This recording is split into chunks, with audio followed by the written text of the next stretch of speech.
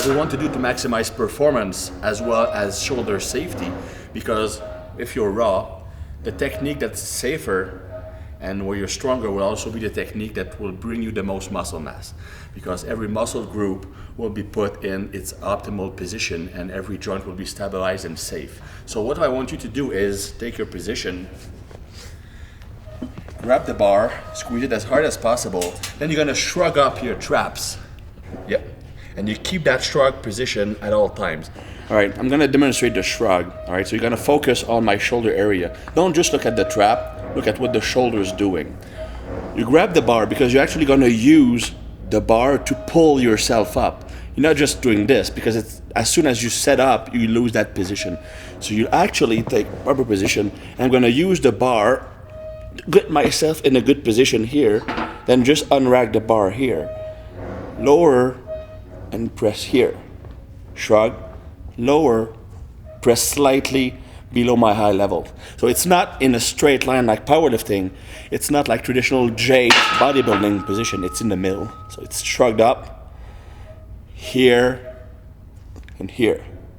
The second one I want to emphasize is the position of your arms, all right?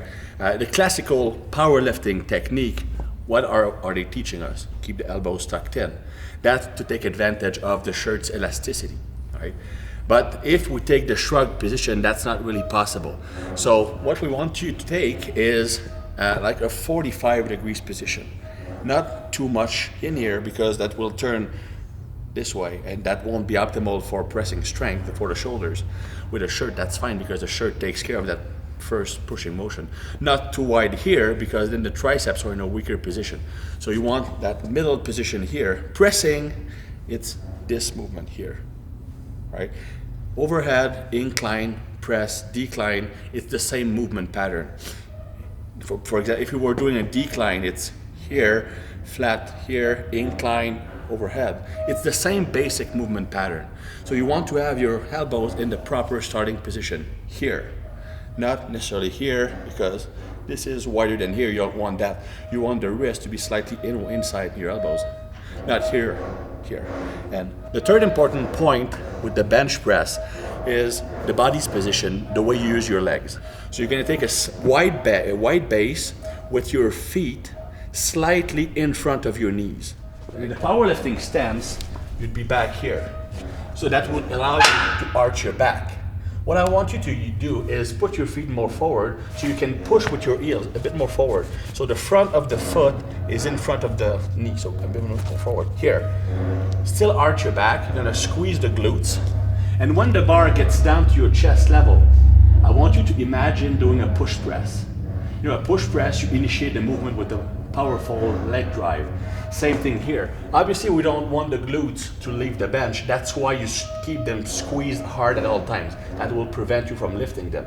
But you push with your heels into the floor to transfer the energy to the upper body. So it's the same timing as with a push press. So you're gonna unrack the bar, take the proper trap position, lower with your elbows in the right spot, and drive with your heels. Drive, good. Squeeze your glutes. Better. That's it, good. Remember this, what you want to do here with the bench press, same thing as with the push press, you want to transfer the force you apply on the ground to the upper body. So the force has to travel throughout the whole body. When a muscle is not tense, energy will dissipate. So if your abs and glutes are not tight, you will lose the advantage of pressing against the floor. So you want to keep that tight. So that's my best advice for proper raw bench pressing performance. That will allow you to bench press safely, lift the most weight, and build the most muscle.